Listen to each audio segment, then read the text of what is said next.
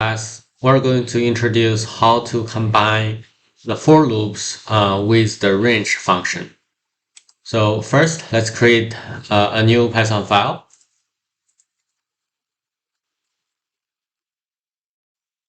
And I will paste the code here. So here I have a starting headcount, 50 people, and growth per year, I will grow 12 people per year. And then basically I want to print next 5 years headcount and the growth. So here within this for loop, I said 4 year in range, year 1 to year 5. So uh, so you may be confused.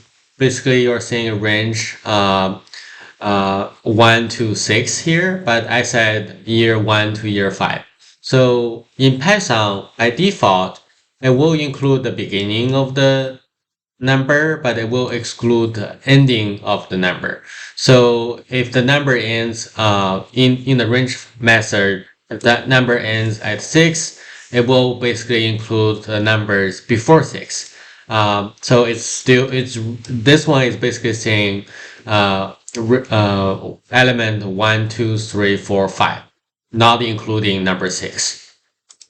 So with this, let's run the program. And here you will see the print function, the formatted print. Year 1, headcount is 62, basically I have 50 plus 12. And then year 2, I got 74, year 3, 86, year 4, 98, and year 5, 110. So this is how you combine the range function together with the for loop to do the print after you calculate the updated headcount.